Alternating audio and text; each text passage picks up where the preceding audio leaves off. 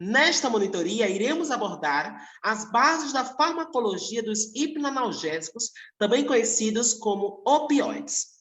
Para tanto, foram delineados alguns objetivos, os quais pretendemos cumprir ao longo desta apresentação. O primeiro deles consiste em abordar os mecanismos de ação da analgesia e das propriedades terapêuticas dos hipnoanalgésicos, receptores, opioides, a farmacocinética e a farmacodinâmica desta classe de fármacos. Também iremos detalhar os mecanismos envolvidos na síndrome de dependência e abstinência aos opioides, com base no circuito de gratificação e nas manifestações clínicas. Além disso, temos como propósito assimilar as propriedades farmacológicas e aspectos relevantes das bases da farmacologia à clínica no uso dos agonistas e antagonistas opioides, suas indicações terapêuticas, bem como seus efeitos adversos e efeitos colaterais. E, por fim, mas não menos importante, temos como propósito reconhecer e diferenciar as manifestações da overdose por opioides, dos sinais e sintomas da síndrome de abstinência, bem como inferir a abordagem farmacoterapêutica da antidototerapia e do tratamento de desintoxicação pelo opioide. O tratamento da dor tem uma importância, assim, extraordinária na farmacoterapia. Diversas são as classes de fármacos que atuam de modo a induzir analgesia, entre as quais destacam-se os AINES, os anti-inflamatórios não esteroides, os antidepressivos, os anticonvulsivantes e agora destaca-se o papel analgésico dos opioides e sua farmacologia.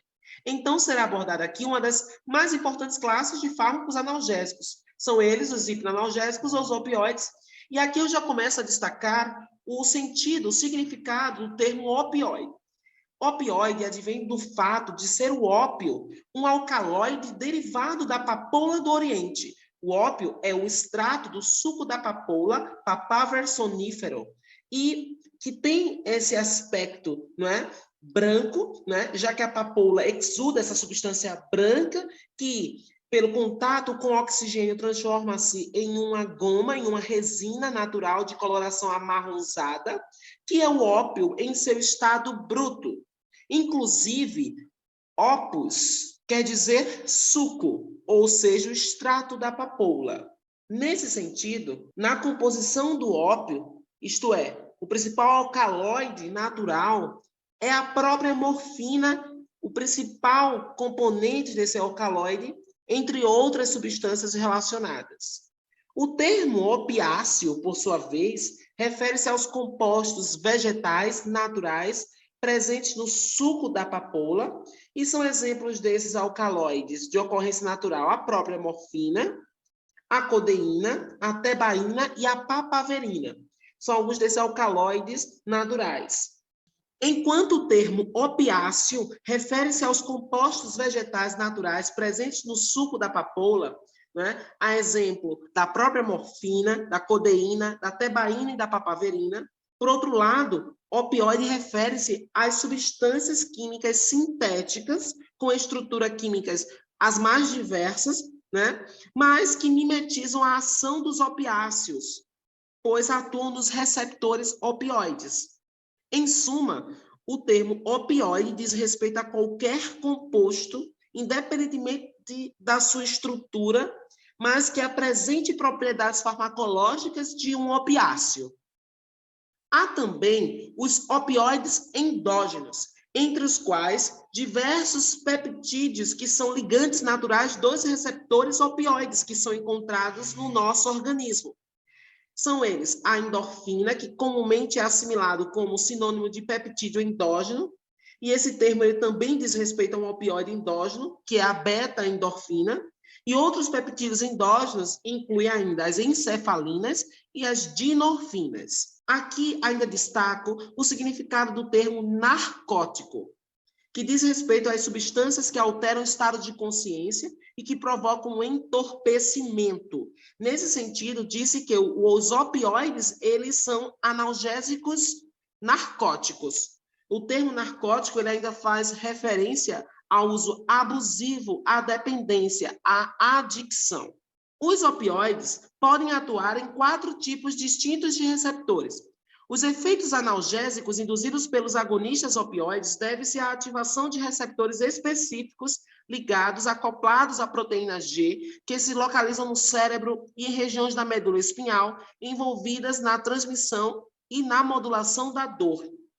Alguns efeitos analgésicos desses fármacos ainda são mediados por receptores opioides que estão presentes, inclusive, nas terminações nervosas sensitivas periféricas, isto é, nas fibras nociceptivas, ok? Nas terminações nervosas livres, que são os receptores nociceptivos, os receptores da dor. Foram identificados 3 principais classes de receptores opioides. São eles os receptores Mi, Kappa e Delta, que são os mais conhecidos e estudados. Todos estes pertencem à família dos receptores acoplados à proteína G inibitória, mas há ainda os receptores da família de receptores opioides endógenos, conhecidos pela sigla ORL1, e esses são os receptores opioides da norceptina ou orfanina, que não possuem uma aplicação farmacológica conhecida, logo não serão detalhados. Bem, então destacaremos os receptores Mi, Kappa e Delta. Os receptores Mi são os principais receptores opioides, né, responsáveis por mediar o efeito analgésico desta classe de fármacos. Além disso, promove sedação, inibição da respiração, redução do trânsito do peristaltismo, né, do trato gastrointestinal e modulam a liberação de outros neurotransmissores.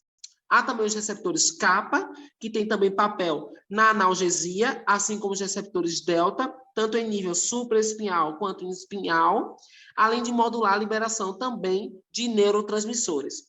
Os receptores delta, né, eles também estão envolvidos na redução da motilidade do trato gastrointestinal, assim como os receptores mi-opioides. A despeito de uso clínico principal dos opioides ser baseado fundamentalmente em suas propriedades analgésicas, estes fármacos produzem diversos efeitos, tendo em vista a ampla distribuição dos receptores opioides no cérebro, no sistema nervoso central e nos tecidos e órgãos periféricos. No sistema nervoso central, os efeitos opioides incluem analgesia, gratificação, euforia, excitação, e na periferia pode afetar funções motoras viscerais relacionadas à contratilidade da musculatura lisa do trato gastrointestinal, inibindo assim a peristalse. Do ponto de vista farmacocinético, os opioides eles são muito bem absorvidos pela via oral, pela via intramuscular, pela via transdérmica, pela via subcutânea. Os opioides mais lipofílicos, eles são absorvidos muito bem pela mucosa nasal, pela mucosa do trato gastrointestinal e principalmente pela via transdérmica, já que essa é uma via que depende muito da natureza lipofílica do fármaco. A morfina, por exemplo, pode ser utilizada por infusão espinhal para produzir analgesia por uma ação na medula espinhal diretamente, já que consegue atravessar a dura mater e isso permite sua aplicação por via epidural. Alguns opioides possuem significativa biodisponibilidade por via oral, a exemplo da codeína e da oxicodona, tendo em vista reduzir o metabolismo de primeira passagem hepático desses opioides. No entanto, a morfina sofre expressivo metabolismo de primeira passagem hepático e a biodisponibilidade das preparações orais de morfina pode chegar a cerca de 25%. No que diz respeito à distribuição, embora todos os opioides se liguem às proteínas plasmáticas com afinidade variável, os fármacos abandonam rapidamente os compartimentos sanguíneos e as concentrações mais altas de opioides estão presentes em órgãos de maior perfusão sanguínea, como é o caso do cérebro. As concentrações dos opioides no músculo esquelético e tecido adiposo podem ser bem menores, mas esses tecidos, eles atuam como o principal reservatório, principalmente de opioides altamente lipofílicos, em virtude de seu maior volume de distribuição para estes tecidos, como tecido muscular e tecido adiposo, principalmente os opioides mais lipofílicos. No que concerne ao metabolismo, os opioides eles são convertidos em metabólitos polares, principalmente conjugados com o glicuronídeo e facilmente excretados pelos rins. O metabolismo hepático de primeira passagem é bastante significativo, a exemplo da morfina, que sofre extenso metabolismo de primeira passagem hepático. A morfina ela sofre uma reação de conjugação com o glicuronídeo, formando a morfina 3-glicuronídeo, que não tem efeitos receptores miopioides. Por outro lado, a morfina também pode ser metabolizada em morfina 6-glicuronídeo, que é um metabólito ativo com potência analgésica 4 a 6 vezes maior do que a do composto original, isto é, a morfina. Todavia, esses metabólitos da morfina eles são mais polares, o que limita a capacidade de atravessar a barreira hematoencefálica. Por outro lado, a codeína, a oxicodona e a hidrocodona sofrem metabolismo hepático pela ação da isoenzima CYP450, pela ação especificamente da CYP2D6, que metaboliza a codeína, resultando em metabólitos ativos de maior potência, como a própria morfina. Então, a codeína tem a afinidade excepcionalmente baixa pelos receptores opioides e seu efeito analgésico é atribuído à sua conversão em morfina, certo? Então, sendo a codeína um exemplo de profármaco, cujo metabólito é a morfina, que responde pelos efeitos analgésicos da codeína. As esterases plasmáticas também têm o efeito de metabolizar opioides. Podem metabolizar alguns opioides do tipo ésteres, como a heroína e o ramifentanil. Esses opioides eles sofrem hidrólise rápida pela ação das esterases teciduais e esterases plasmáticas. No que diz respeito à excreção dos opioides, os metabólitos polares, inclusive os conjugados de glicuronídeos dos analgésicos opioides, são excretados principalmente pela urina. Em pacientes com comprometimento renal, os efeitos dos metabólitos polares ativos da morfina e da hidromorfona, quando administrados em altas doses, podem levar ao risco de sedação e depressão respiratória. Na insuficiência renal, os níveis da morfina 6-glicuronídeo podem aumentar, e isto talvez explique a potência elevada e a longa duração das ações da morfina em pacientes com disfunção renal. Do ponto de vista da farmacodinâmica dos opioides, os agonistas opioides eles atuam em receptores que se acoplam à proteína G e, por meio dessa interação, afetam a regulação de canais iônicos e modulam o processamento intracelular do cálcio e alteram também a fosforilação. A nível celular, os opioides exercem duas ações diretas bem estabelecidas, acopladas à proteína G inibitória. Eles fecham os canais de cálcio, regulados por voltagem, nos terminais nervosos pré-sinápticos e, portanto, reduzem a liberação de neurotransmissores excitatórios, como o glutamato, e abrem canais de potássio, produzindo a hiperpolarização e, portanto, inibem neurônios pós-sinápticos. O efeito global resultante da ativação dos receptores opioides em nível celular é a inibição dos neurônios inibitórios GABAérgicos, de modo a desinibir o sistema inibitório descendente da dor, bem como inibe a transmissão de impulsos nociceptivos. Então, os efeitos analgésicos dos opioides devem-se, sobretudo, à ação nos receptores opioides Mi, os receptores Mi-opioide. Tanto a analgesia, como as propriedades euforizantes, depressoras respiratórias e de dependência física da morfina resultam principalmente da ação dos opioides nos receptores do tipo Mi. Para que compreendamos o mecanismo de ação de indução da analgesia com o uso dos fármacos opioides, é de fundamental importância entendermos como que ocorre, o estímulo da dor, o estímulo noceptivo, como que ele é transmitido até o sistema nervoso central, e essa via noceptiva, como que os opioides atuam no sentido de bloquear essa neurotransmissão da dor. Nesse sentido, tudo começa depois de uma lesão tecidual, um processo inflamatório localizado ou qualquer outro estímulo doloroso. A partir de então, tem-se início de um estado doloroso persistente que se caracteriza por ardência, sensação de pulsação ou dor difusa e contínua, com hiperalgesia. Em geral, essa dor reflete os efeitos dos fatores ativos indutores da sensibilidade dolorosa, isto é, da nocepção, como são as prostaglandinas, a bradicinina, as citocinas, os íons H+, entre muitos outros mediadores liberados no local de lesão, de injúria tecidual e que podem ativar as terminações nervosas livres, que são basicamente os noceptores, das fibras A, delta e das fibras C. Após a administração sistêmica do opioide, os efeitos analgésicos dos opioides parecem ser atribuídos às ações no cérebro, na medula espinhal e nos tecidos periféricos, onde estão os receptores opioides. Destacam-se as ações supraespinhais dos opioides, ou seja, a ação dos opioides na via da substância cinzenta periaquedutal, que é um local importante de modulação da sensibilidade dolorosa. A ação dos opioides em receptores mi-opioides bloqueiam a liberação de um neurotransmissor inibitório chamado GABA. Esse neurotransmissor tinha um papel importante de exercer a inibição tônica da substância cinzenta periaquedutal. Dessa forma, os opioides liberam a ativação do neurônio inibitório da dor. Então, existe um neurônio inibitório da dor que está localizado na substância cinzenta periaquedutal. Esses neurônios inibitórios da dor estão sendo inibidos pelo GABA, pelo neurotransmissor inibitório GABA. Esse neurotransmissor inibitório inibe esse neurônio inibitório da dor que está na substância cinzenta periaquedutal. Então, os opioides inibem esse neurônio inibitório GABAérgico e, portanto, desinibe, libera este neurônio inibitório da dor que está na substância cinzenta periaquedutal, que, por sua vez, vai ativar a via descendente inibitória da dor. Esse neurônio inibitório da dor, que está na substância cinzenta periaquedutal, vai ativar receptores das monoaminas, como a noradrenalina e a serotonina, no bulbo e no corno dorsal da medula espinhal, de modo a fechar o portão da dor, isto é, a substância gelatinosa da medula espinhal. Então, basicamente, o estímulo doloroso ele é conduzido a partir deste neurônio, cujo corpo está localizado no gânglio espinhal, no gânglio dorsal da medula espinhal.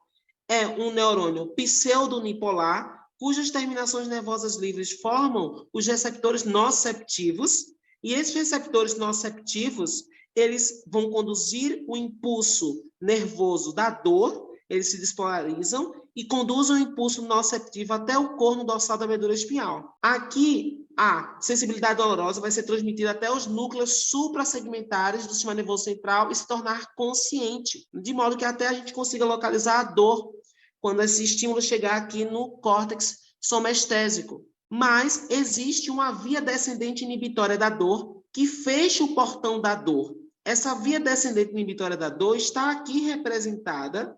Ela vai agir de modo a inibir esse estímulo nociceptivo, impedindo que esse estímulo nociceptivo suba até os centros suprassegmentares e se torne consciente. Então, a gente precisa muito dessa via inibitória descendente da dor para que o efeito analgésico dos opioides seja produzido. Então, basicamente, os opioides podem atuar de forma pré-sináptica em receptores mi-opioides. Então, a gente tem aqui receptores mi-opioides, representados nesta sinapse. Então, os opioides ativam esses receptores mi-opioides, que são receptores pré-sinápticos, de modo a bloquear a abertura de canal de cálcio nessa fibra nervosa, ok? Sensível à voltagem. Então, ativando receptores mi-opioides pré-sinápticos, você fecha canais de cálcio, impedindo a despolarização dessa fibra nervosa, e resultando em hiperpolarização, né? Dessa forma, basicamente, o que é que ocorre? Os receptores opioides impedem, quando são ativados, os receptores opioides impedem a liberação do neurotransmissor GABA, que é o neurotransmissor inibitório. Então, quando eu deixo de liberar o GABA, eu deixo de inibir o neurônio inibitório descendente. Este neurônio inibitório descendente é o neurônio que vai inibir a dor. Então, eu preciso liberar esse neurônio inibitório descendente para que ele possa inibir esse estímulo doloroso que está ascendendo em nível da coluna posterior da medula espinhal, do corno posterior da medula espinhal. Então, é muito importante entender que, além disso, é importante compreender que os opioides, eles tanto liberam a via descendente inibitória da dor para que possa inibir o estímulo doloroso, que está chegando aqui no corno dorsal da medula espinhal, como também os opioides inibem a liberação de neurotransmissores excitatórios das terminações aferentes primárias dos neurônios do corno posterior da medula espinhal, assim como atua de forma pós-sináptica para reduzir a excitabilidade dos neurônios deste corno dorsal. Então, o objetivo dos opioides é inibir a neurotransmissão do estímulo doloroso que chega à substância gelatinosa que está situada aqui na coluna posterior da medula espinhal. Ok? Além disso, a ligação dos opioides aos receptores opioides que estão expressos na substância gelatinosa bloqueia diretamente esses neurônios, né, de estímulo nociceptivo que estão aí nesse portão da dor, que é a própria substância gelatinosa. Assim como suprime os reflexos espinhais nociceptivos. O reflexo de retirada a um estímulo doloroso, ele também será inibido pela ação dos fármacos opioides. Nessa primeira figura, Observa-se a esquematização da ação dos analgésicos opioides sobre a via inibitória descendente da dor, no sentido de ativar essa via inibitória descendente da dor, para inibir o estímulo doloroso, que está ascendendo ao longo da medula espinhal. Nesta primeira figura, observa-se a esquematização da ação dos analgésicos opioides sobre a via inibitória descendente da dor, no sentido de liberar essa via inibitória descendente da dor para inibir a ascensão e a transmissão do estímulo nociceptivo. Os locais de ação dos opioides em neurônios moduladores da dor, situados no mesencéfalo e no bulbo, incluem a área cinzenta periaquedutal do mesencéfalo, a medula rostral ventral, o locus cerúleus, que controlam indiretamente as vias de transmissão da dor, aumentando a inibição descendente para o corno dorsal da medula espinhal, que é onde chegam os estímulos dolorosos. A segunda imagem aqui representada, ela mostra simplificadamente o circuito local do tronco encefálico envolvido no efeito modulador da analgesia por receptores opioides Mi ou miopioides sobre as vias descendentes. Então, o neurônio inibitório da dor é indiretamente ativado pelos opioides exógenos e endógenos, que inibem o interneurônio inibitório GABAérgico. Se eu estou inibindo o interneurônio inibitório GABAérgico, eu estou desinibindo a via inibitória da dor para que a via inibitória da dor possa estar ativa para inibir a ascensão do estímulo doloroso e assim produzir a analgesia mediada pela ação dos opioides nos receptores mi-opioides. Além do mais, é evidente que os opioides eles também fecham o portão da dor diretamente agindo em receptores mi-opioides presentes na substância gelatinosa localizada no corno da medula espinhal. É de fundamental importância que compreendamos as propriedades dos opioides para além dos seus efeitos analgésicos. A analgesia é um dos efeitos mais importantes dos opioides e que confere a essa classe de fármacos uma aplicabilidade clínica de extrema relevância. Então, a dor, ela consiste em um dos componentes sensitivos e afetivos, emocionais, muito importantes. Os analgésicos opioides, eles são singulares em virtude de sua capacidade de reduzir tanto o aspecto da experiência emocional quanto sensitiva da dor. Além disso, a euforia também é uma outra propriedade induzida pelo uso de opioides. Os indivíduos em uso de opioides experimentam uma sensação flutuante, agradável, com redução da ansiedade, e pode ocorrer um estado de disforia, que é um estado desagradável de inquietação, mas, de um modo geral, os opioides eles induzem uma sensação flutuante, agradável. Além disso, os opioides também têm propriedades sedativas, promovem sonolência, disfunção cognitiva. Os opiáceos, opioides, podem causar sonolência e disfunção cognitiva, mas também é importante destacar que os opioides eles não causam amnésia. A sonolência ela é mais comum em idosos do que em pessoas jovens. Normalmente, o indivíduo em uso de opioides é despertado com bastante facilidade. A associação de morfina com outros fármacos sedativos e hipnóticos potencializa os efeitos sedativos e pode resultar em sono profundo, como a associação do fentanil com o midazolam, que é um benzodiazepínico. Além do mais, um dos efeitos de grande relevância clínica dos opioides é a depressão respiratória. Todos os analgésicos opioides podem produzir depressão respiratória.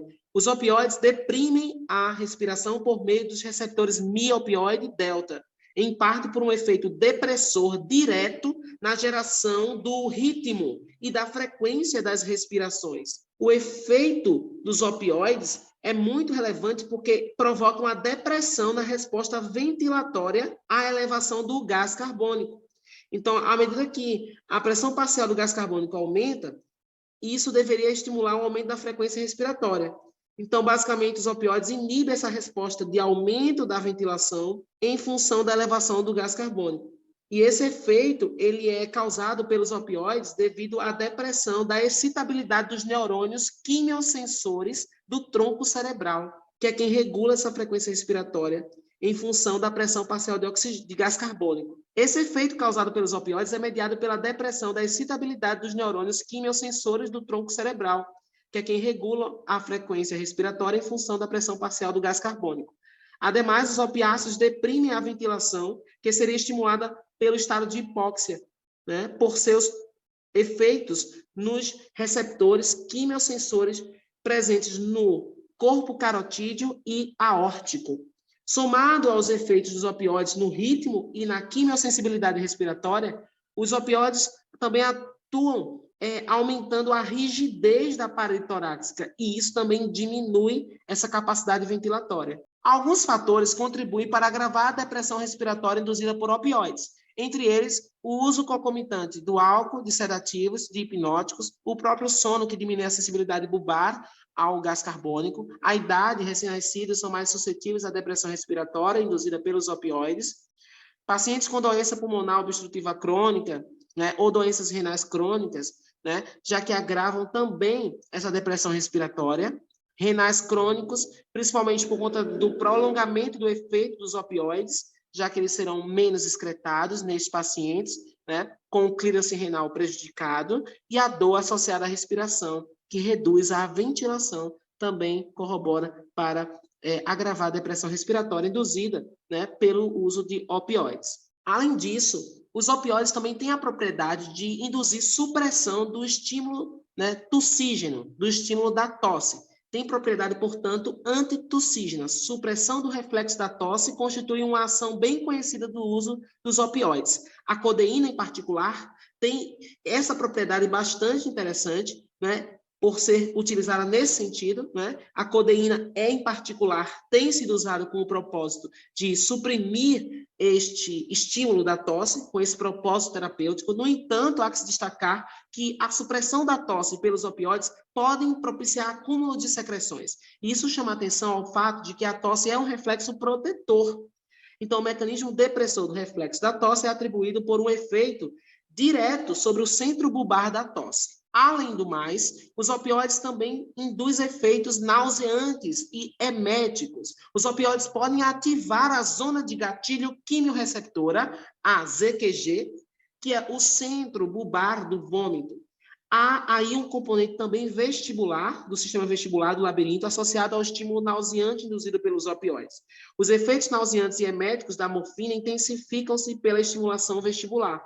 E os efeitos nauseantes, eles são bem tolerados com a administração repetida do opioide. É importante ressaltar que tanto a supressão da tosse quanto os efeitos nauseantes eméticos são mediados pelos receptores mi-opioides. A miose, ou seja, a constricção pupilar, também é uma resposta mediada pelo uso dos opioides. A constricção pupilar ocorre praticamente com todos os agonistas opioides.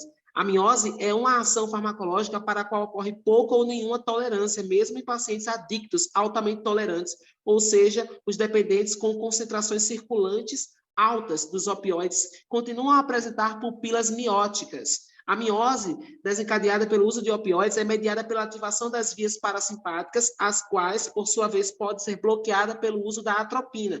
Além disso, pode ser bloqueada a miose com o uso de antagonistas de opioides. Isso ocorre porque a estimulação parasimpática dos olhos normalmente é bloqueada por interneurônios GABAérgicos. Então, quando ativamos os receptores miopioides nesses interneurônios GABAérgicos, nós estaremos inibindo esses neurônios GABAérgicos e, portanto, desinibindo, liberando o parasimpático para induzir miose. Então, a resposta de indução da miose pelo uso dos opioides é mediada também pelos receptores mi-opioides. Além do mais, temos também a rigidez do tronco como uma resposta mediada pela ação dos opioides. Os opioides podem intensificar o tônus nos grandes músculos do tronco, e o mecanismo que explica a rigidez do tronco envolve a ação supraespinhal dos opioides. Além disso, a rigidez de tronco diminui a complacência torácica, a capacidade de expansibilidade, e, portanto, interfere na ventilação do paciente. A prevenção da rigidez de tronco com preservação da analgesia requer o uso concomitante de agentes bloqueadores neuromusculares. No trato gastrointestinal, a constipação é um efeito decorrente do uso de opioides. A constipação é reconhecidamente um efeito dos opioides, e esse efeito para o qual se pode desenvolver tolerância com o uso prolongado desses opioides. A constipação é reconhecida como um efeito dos opioides e é um efeito para o qual o paciente pode desenvolver tolerância com o uso prolongado e crônico das mesmas doses de opioides.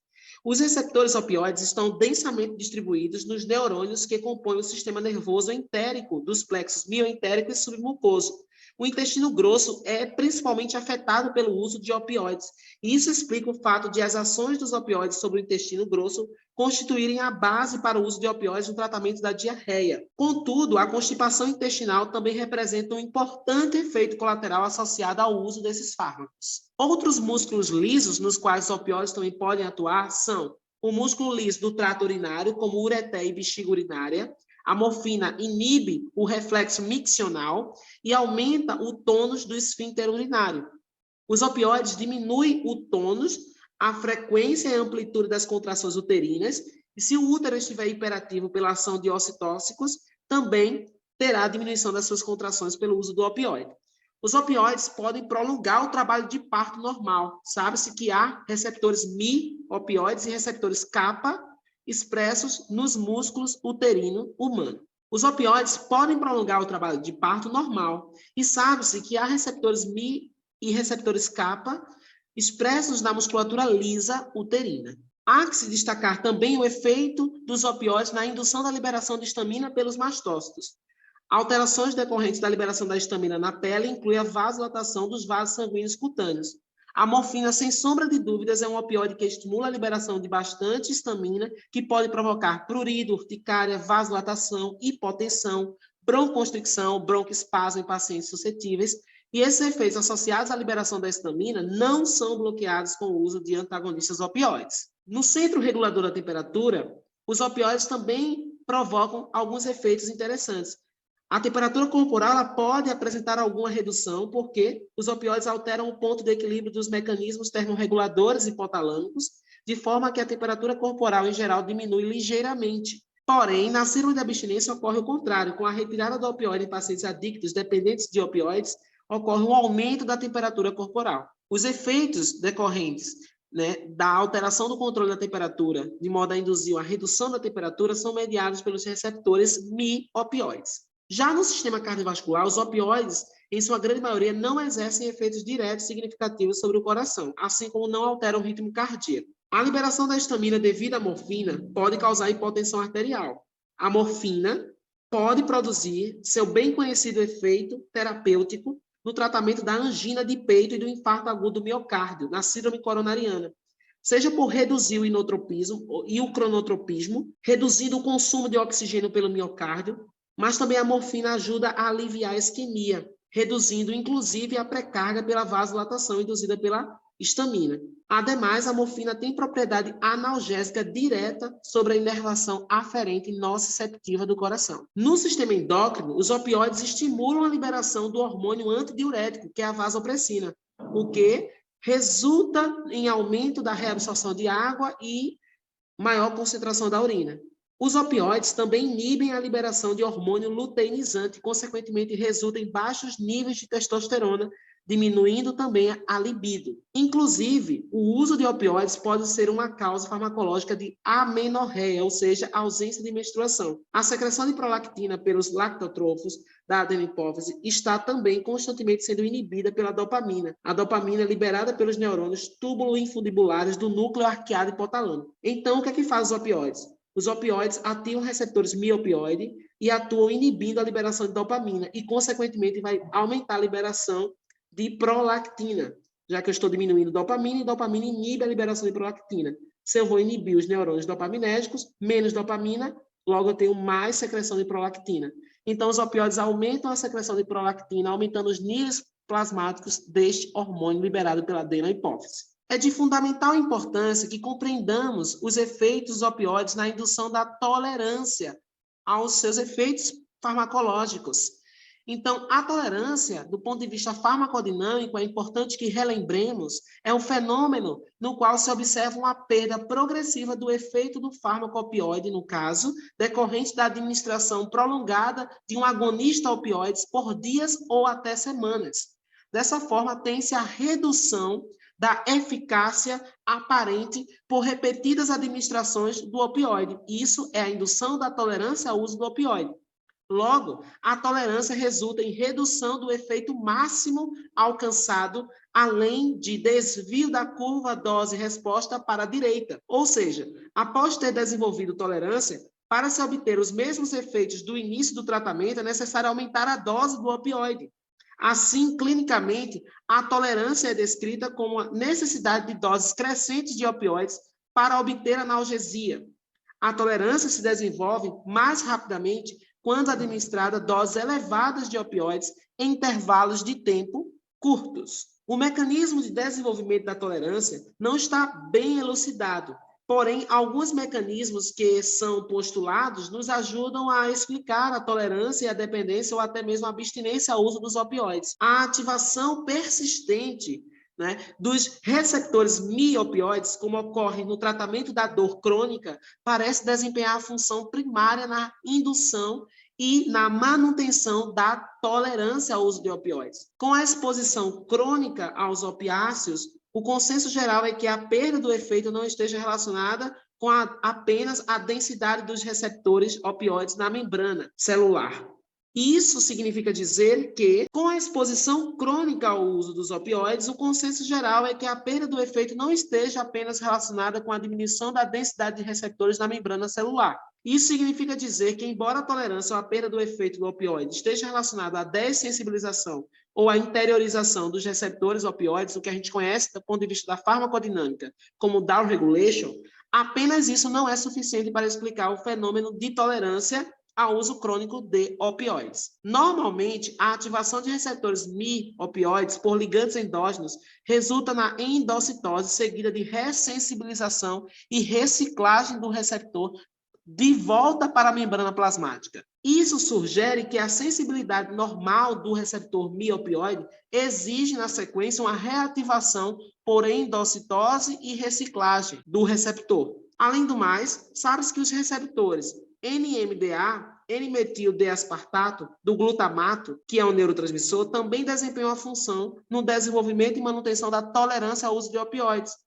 já que se sabe que o antagonismo de receptor NMDA, que é o receptor do glutamato, quando a gente bloqueia esse receptor, também se bloqueia o desenvolvimento de tolerância ao uso de opioides. Algumas respostas provocadas pelos opioides não mostram tolerância, por exemplo, a miose. Mesmo com exposição prolongada ao uso de opioides, inclusive, a miose é um sinal considerado sugestivo de overdose de droga nos pacientes altamente tolerantes ao uso de opioides, a despeito do uso crônico.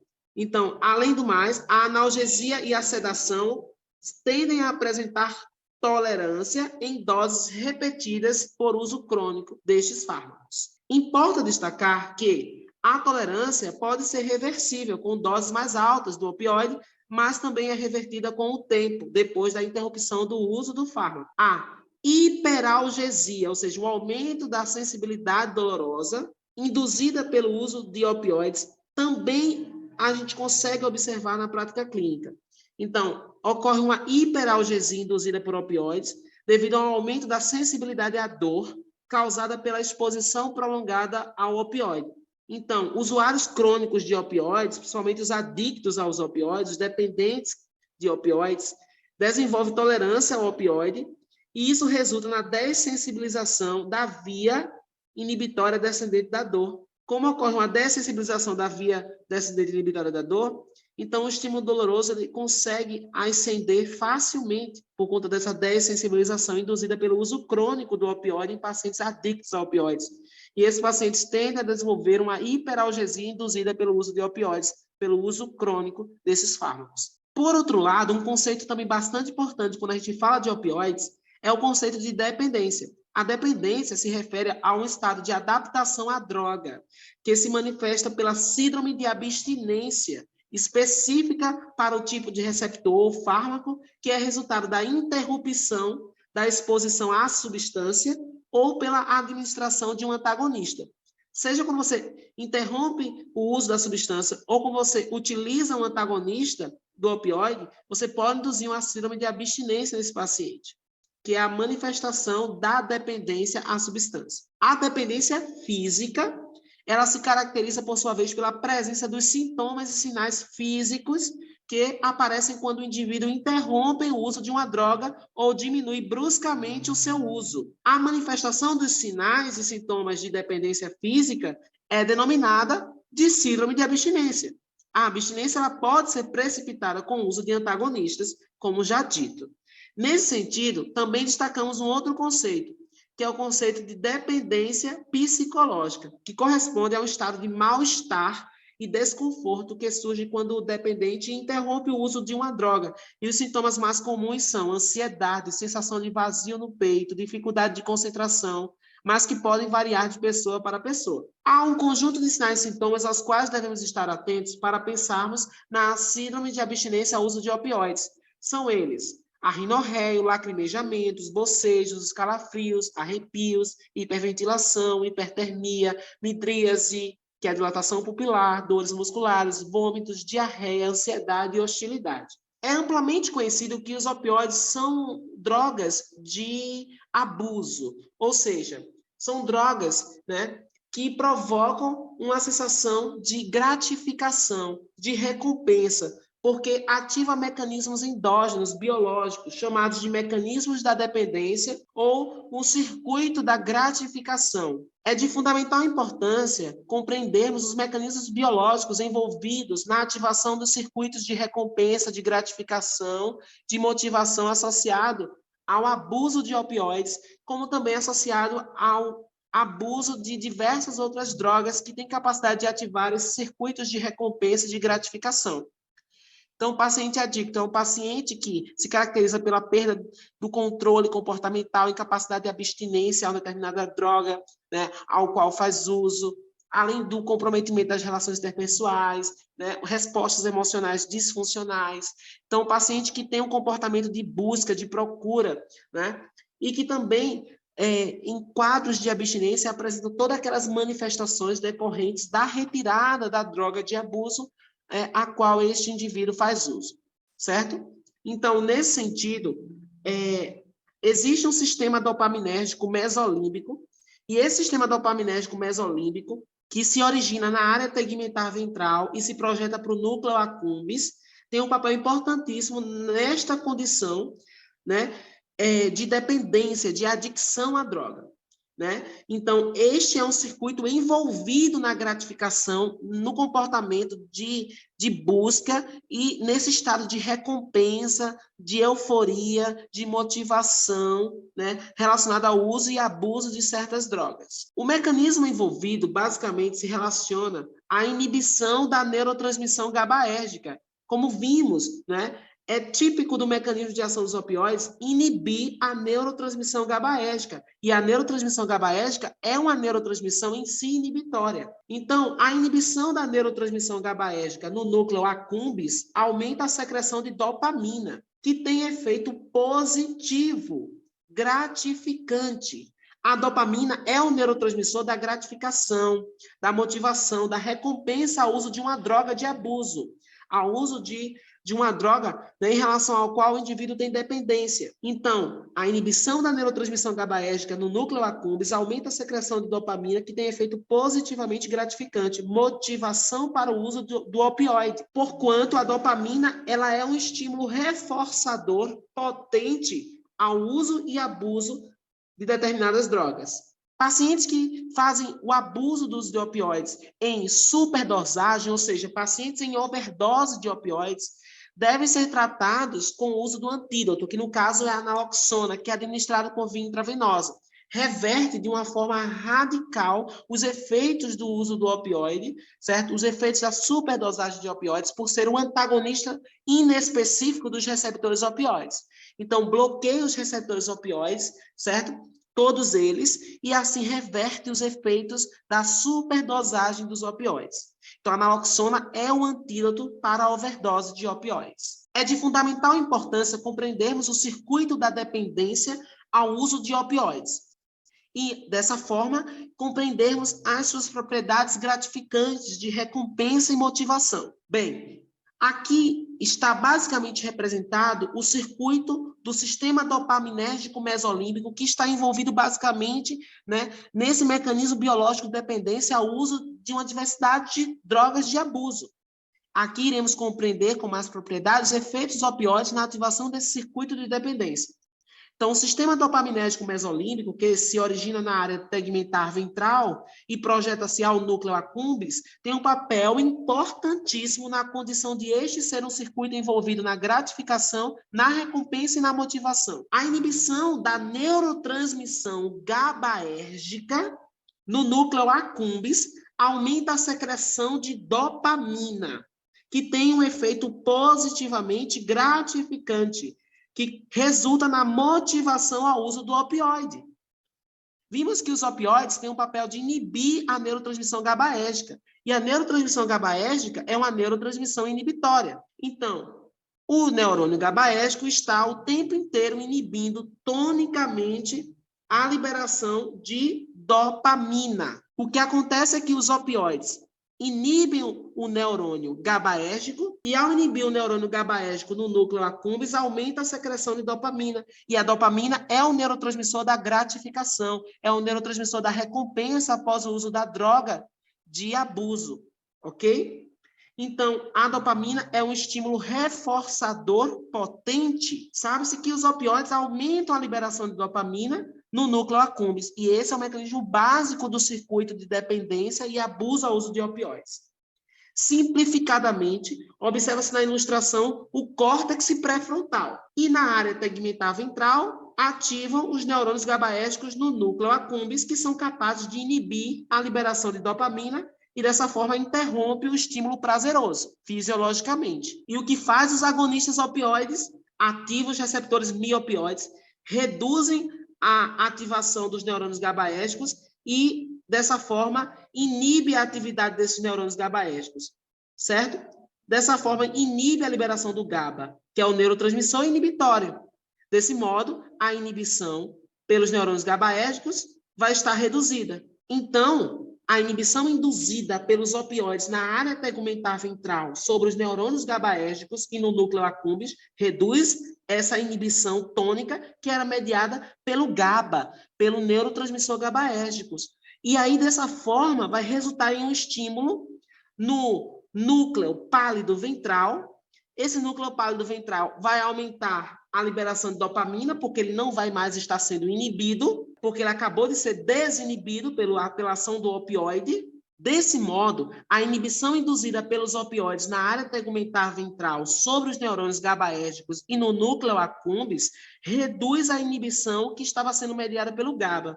E, dessa forma, vai liberar os estímulos, né, gerados pelo pálido ventral. E esse núcleo pálido ventral, uma vez liberado, vai liberar mais e mais e mais dopamina.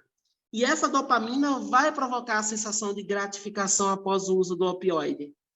O opioide, portanto, desinibe o núcleo pálido ventral, que vai produzir dopamina e produzir gratificação. Então, o papel do opioide é desinibir o circuito de gratificação, para que esse circuito de gratificação seja ativado em função de mais liberação de dopamina e, dessa forma, tem-se a ativação do circuito de dependência ao uso do opioide. Todas as vezes que esse indivíduo ele buscar o opioide ou a droga de abuso é para liberar mais e mais dopamina no circuito mesolímbico, de modo a induzir sensação de gratificação e sensação de recompensa. Agora iremos abordar os fármacos agonistas opioides, a começar pela morfina. A morfina é um componente do ópio extraído da papoula. O termo morfina advém do nome do deus grego Morfeu, deus do sono. A absorção gastrointestinal da morfina é menor devido ao extenso metabolismo de primeira passagem. O metabólito principal produzido pela morfina é a morfina glicuronídeo, cujo efeito analgésico é maior que a da morfina. A morfina ela é excretada por filtração glomerular, principalmente na forma de morfina 3-glicuronídeo. A morfina produz vários efeitos indesejáveis, característicos dos opioides, como depressão respiratória, náuseas, vômitos, tonturas, disforia, prurido, constipação, retenção urinária, hipotensão. E os mecanismos que explicam tais efeitos foram abordados anteriormente. A morfina causa liberação de histamina e, por isso, pode desencadear broncoconstricção, vasodilatação. Por isso, a morfina desencadeia ou exacerba as crises asmáticas e deve ser evitada em pacientes com história de asma, com doença pulmonar obstrutiva crônica, com bronquite crônica, suscetíveis ao broncoespasmo. A morfina pode produzir seu bem conhecido efeito terapêutico no tratamento da angina do peito, na síndrome coronariana, na dor anginosa refratária a qualquer outro analgésico. A morfina tem propriedade cardioprotetora no sentido de promover redução da pré-carga, redução da pós-carga devido à vasodilatação mediada pela histamina, diminui o trabalho cardíaco, consequentemente, ajuda a aliviar a isquemia miocárdica e, portanto, tem aplicação no tratamento do infarto agudo do miocárdio na emergência. A metadona é um agonista pleno cujas propriedades farmacodinâmicas é mediada sobretudo por receptores mi-opioide, mas também a metadona é um agonista de receptores kappa e delta. Além disso, a metadona bloqueia receptores NMDA, do N-metil-D-aspartato, reduzindo a ativação do estímulo excitatório. Esse agonista opioide possui longa ação, pois a sua meia-vida é de 15 a 40 horas. Além disso, é um opioide lipossolúvel e rapidamente absorvido por via oral. As propriedades mais importantes da metadona são sua potente atividade analgésica. A metadona tem importante indicação clínica na supressão de sinais e sintomas da síndrome de abstinência por opioides dos pacientes com dependência física. Isso se deve ao fato de seus efeitos persistentes, sua meia-vida longa e permite menor frequência de administração das doses de metadona. Muitos ex-usuários de heroína tratados com metadona oral praticamente não demonstraram efeitos comportamentais da síndrome de abstinência.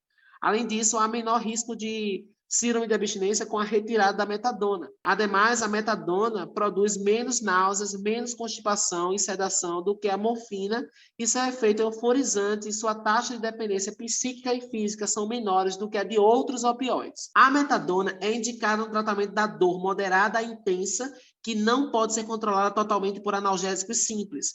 Os efeitos adversos desse opioide são similares à da morfina. O acúmulo desse opioide decorrente de doses repetidas pode levar à depressão respiratória e inclui a síndrome do QT prolongado, o Torsades de Pointes, que é um tipo de arritmia importante, que é um estado pró-arrítmico associado ao risco de arritmia ventricular especificamente.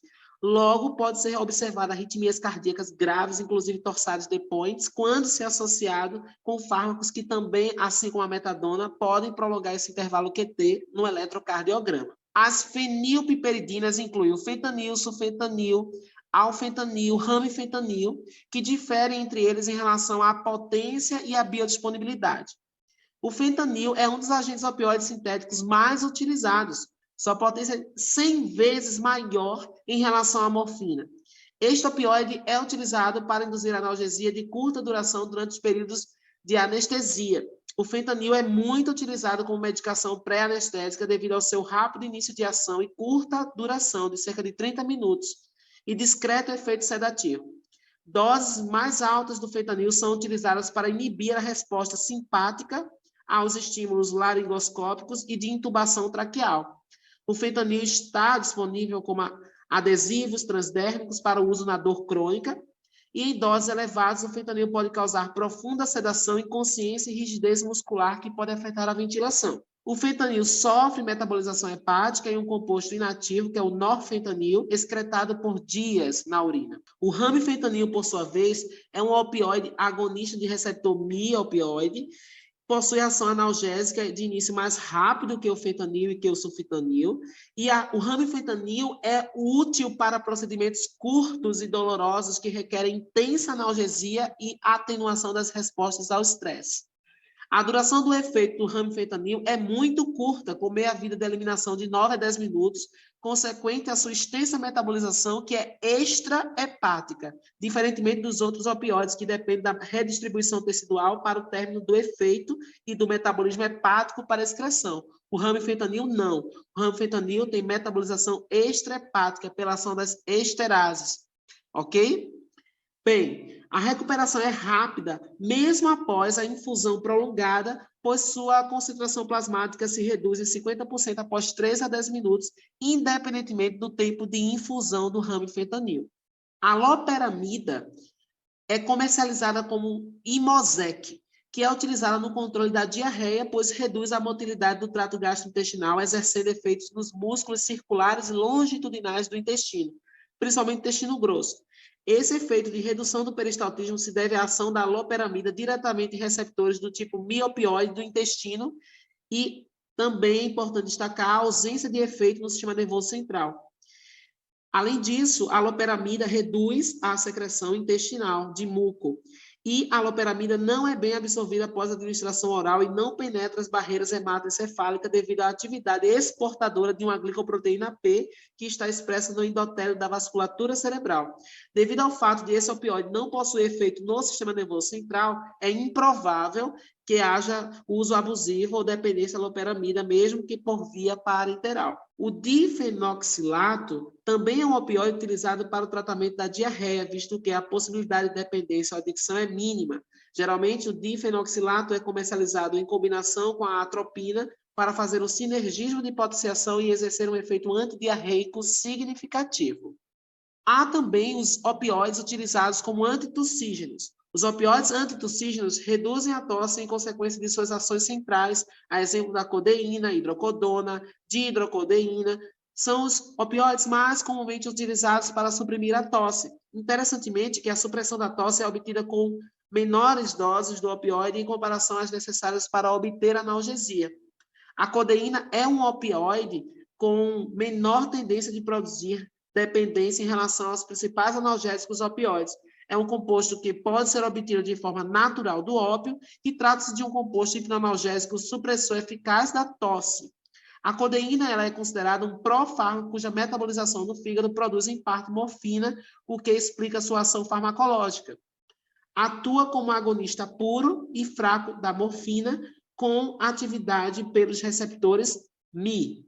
Atua como agonista puro e fraco, de receptores miopioides também. O dextrometorfano também é um antitussígeno que atua centralmente de modo a reduzir o estímulo da tosse e produz menos efeitos colaterais. O levopropoxifeno é um opioide também utilizado como antitussígeno, embora desprovido dos efeitos analgésicos dos opioides. E a sedação ainda pode ser um efeito colateral presente. E também a noscapina, que também é um opioide utilizado com sua propriedade antitussígena, assim como os demais opioides mencionados. A heroína é a diacetilmorfona, que é um opioide potente e depressor do sistema nervoso central de ação rápida. Devido a esse início rápido de ação, essa droga é mais utilizada por aqueles que fazem uso abusivo de opiáceos. A heroína é um opioide semissintético ilegalmente comercializado e esse opioide é 100 vezes mais potente do que a própria morfina, sendo capaz de atingir o cérebro muito rapidamente. A heroína não é utilizada para fins terapêuticos, e sim trata-se de uma droga de abuso. A adicção em heroína é um problema de saúde pública preocupante e o principal efeito adverso da heroína é a depressão respiratória, que pode levar ao óbito. Além disso, após um período de abstinência com a perda da tolerância aos efeitos da heroína, o uso da heroína em overdose pode ser letal. O levorfanol é um agonista opioide que tem afinidade pelos receptores Mi, delta e kappa. Os efeitos do levorfanol são muito semelhantes ao da morfina. O levorfanol é um agonista opioide que tem afinidade pelos receptores Mi, delta e kappa. Os efeitos do levorfanol são muito semelhantes aos da morfina. Contudo, há relatos clínicos que sugerem que ele possa causar menos náuseas. O levorfanol é metabolizado menos rapidamente do que a morfina e, portanto, tem meia-vida superior. O levorfanol também atua de outras formas para produzir a analgesia, inibindo a recaptação de serotonina e norepinefrina e apresenta efeitos antagonistas de receptores NMDA, que também contribui para os seus efeitos analgésicos. A meperidina também é conhecida como petidina. A meperidina atua principalmente como um potente agonista de receptor Mi e kappa. Dessa forma, produz ações analgésicas potentes 10 vezes maior que a morfina. Em alguns casos, a meperidina ou petidina causa excitação do sistema nervoso central, que se apresenta na forma de convulsões. Esse efeito de excitabilidade do sistema nervoso central se deve ao acúmulo de um metabólito, que é a norperidina. Bem, a meperidina ou petidina é absorvida em todas as vias de administração. Após a administração oral, aproximadamente 50% da meperidina escapa ao metabolismo de primeira passagem hepático e esse opioide tem uma meia-vida entre 14 e 21 horas. Após grandes doses repetidas de meperidina, este opioide pode desencadear uma síndrome excitatória que inclui alucinações, tremores, abalos musculares, pupilas dilatadas, reflexos hiperativos e convulsões, justificado pelo excesso do metabólito, que é a norperidina, que deve ser eliminado pelo clearance hepático e renal. O uso da meperidina pela via intravenosa também promove liberação de histamina. A principal indicação da meperidina é a analgesia, porém, em razão da síndrome excitatória que pode ser desencadeada pelo seu metabólito, o uso da meperidina para dores crônicas não é recomendado. O tramadol é um opioide fraco agonista de receptor miopioide. Então, parte do seu efeito analgésico deve ser a sua ação central, cujo mecanismo se baseia na inibição da recaptação da serotonina e norepinefrina. No tratamento das dores brandas a moderadas, o tramadol é tão eficaz quanto a morfina e a meperidina. Contudo, para o tratamento das dores graves ou crônicas, o tramadol é menos eficaz. O tramadol é eficaz no tratamento da dor do trabalho de parto e pode causar menos depressão respiratória neonatal e menor incidência de efeitos colaterais maternos. O tramadol é relativamente contraindicado em pacientes com história de epilepsia e em associação com outro fármaco que diminua o limiar convulsivo. A pentazocina tem os seus efeitos analgésicos atribuídos às suas ações agonistas dos receptores opioides. A pentazocina atua como um agonista fraco e, ao mesmo tempo, como antagonista. Essa propriedade é chamada de agonista-antagonista misto.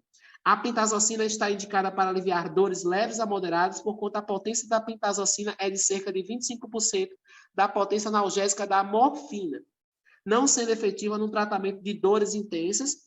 Náuseas, vômitos e alucinações são, inclusive, efeitos colaterais muito comuns desses opioides. No caso da pentazocina, por exemplo. A nalbuphina é considerada um agonista-antagonista misto, assim como a pentazocina. Ou seja, é um opioide agonista de receptor kappa e antagonista de receptor mi-opioide, com espectro de efeitos qualitativamente semelhantes ao da pentazocina. A nalbuphina pode deprimir a respiração em doses equivalentes à da morfina para induzir analgesia. Já o butorfanol tem um perfil de ação similar ao da pentazocina e ao da nalbuphina. O butorfanol é um opioide agonista de receptor kappa e antagonista de receptor mi-opioide. E os efeitos adversos principais do butorfanol são a sonolência, a fraqueza, a sudorese, sensações de flutuação e náuseas. A buprenorfina é um agonista parcial de receptores mi-opioides altamente lipofílico. A buprenorfina é cerca de 25 a 50 vezes mais potente que a morfina e, ao mesmo tempo, a buprenorfina é um agonista opioide parcial. E, consequentemente, por causa da elevada afinidade da buprenorfina, da lenta dissociação dos seus receptores opioides e da sua atividade agonista parcial, a buprenorfina reúne características interessantes, né, para produzir, né, um efeito analgésico seguro. A buprenorfina também produz um antagonismo competitivo devido ao seu agonismo parcial e à sua elevada afinidade pelos receptores mi-opioides, quando ela é administrada conjuntamente com um agonista opioide pleno, como é o caso da morfina. As ações farmacológicas da buprenorfina incluem a analgesia e efeitos no sistema nervoso central semelhantes à morfina. O efeito depressor da respiração tem início muito mais lento com a buprenorfina. A atividade agonista parcial da buprenorfina a torna bastante segura. Além disso, a buprenorfina também é antagonista dos receptores kappa e delta e, por esse motivo, também possui propriedade agonista-antagonista misto. A alta lipofilicidade, o baixo peso molecular e a elevada potência da buprenorfina a tornam adequada para o uso pela via transdérmica, assim como o fentanil, que está disponível em formulação transdérmica. A administração parenteral, transdérmica e sublingual, por exemplo, da buprenorfina, são as vias preferidas a fim de se evitar o efeito expressivo do metabolismo de primeira passagem hepático, a que a buprenorfina estaria sujeita. Apesar de sua meia-vida de ser de 3 a 4 horas, a sua ação dura até 8 horas. A buprenorfina é efetiva no tratamento da abstinência e na desintoxicação de opioides. Além de ser um opioide utilizado para tratar a síndrome de abstinência, esse opioide tem sido utilizado como analgésico para dor crônica, com menor risco de causar dependência ou mesmo depressão respiratória. Também pode ser feita a associação da buprenorfina com a naloxona, que é um antagonista opioide de receptor Mi, a fim de prevenir o desvio para abuso intravenoso ilícito de opioides. A buprenorfina deve ser considerada a primeira escolha para a farmacoterapia com agonistas opioides. A buprenorfina ela possui vantagens em relação à metadona no que diz respeito ao risco de recaída.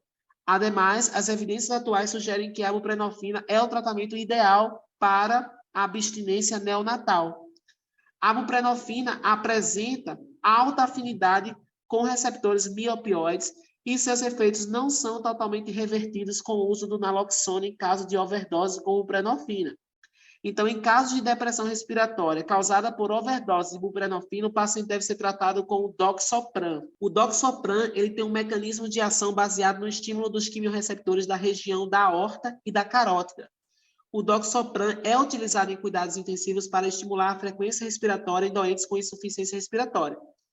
A buprenorfina, como já dito, poderia ser utilizado como tratamento farmacológico ideal no tratamento da abstinência neonatal a opioides, especialmente em filhos de mães que são adictas a opioides e que são filhos que nascem com abstinência neonatal a opioide. Então, poderia se utilizar o buprenorfina no tratamento da abstinência neonatal ao opioide de filhos de mães que são adictas a opioides. O tapentadol tem um mecanismo de analgesia duplo, que consiste na ativação de receptores opioides miopioide, bem como através da inibição da recaptação da norepinefrina, aumentando os níveis de noradrenalina, atuando na via descendente inibitória da dor, fechando o portão da dor na substância gelatinosa no corno dorsal da medula espinhal.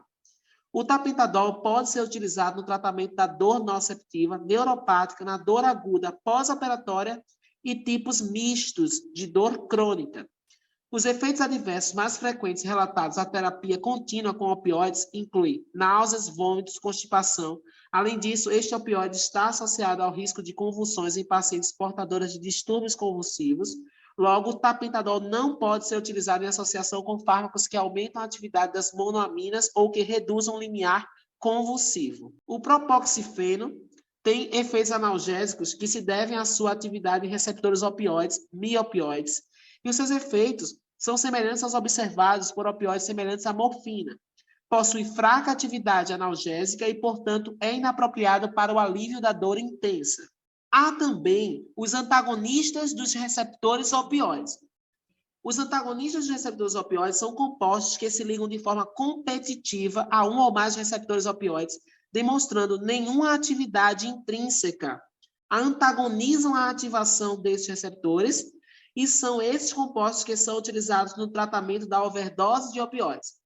Na ausência de um agonista opioide exógeno, os antagonistas opioides, eles causam pouquíssimos efeitos, e significa que o efeito farmacológico dos antagonistas opioides depende da presença ou da ausência de agonistas opioides e do grau de dependência física do paciente que está em uso de opioides. Os antagonistas opioides puros são a naloxona, a naltrexona e o nalmefeno. Esses compostos são derivados da morfina.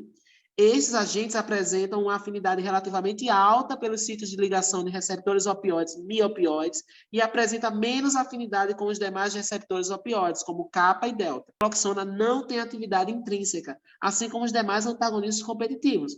A naloxona demonstrou ser um potente antagonista opioide livre de efeitos agonistas e farmacologicamente ativo somente na presença de outro opioide. Acidental ou deliberadamente, a overdose com opioides é uma situação frequente que deve ser tratada porque oferece potencial risco à vida pelo desenvolvimento de grave depressão respiratória. Então, a naloxona é normalmente administrada por injeção e apresenta duração de 1 a 2 horas. Ela é administrada por via intravenosa. Semelhante à naloxona, o nalmefeno é utilizado no tratamento como antídoto da superdosagem de opioides, e a diferença é que o nalmefeno tem uma meia-vida mais longa, de 8 a 10 horas. Em indivíduos com depressão aguda em consequência de superdosagem por opioides, a naloxona normaliza o tamanho das pupilas, a atividade intestinal e, inclusive, a percepção da dor. Em indivíduos que desenvolveram dependência física a opioides, a administração de alguns dos antagonistas opioides, como naloxona, naltrexona, nalmefeno, precipita quase que instantaneamente uma síndrome de abstinência.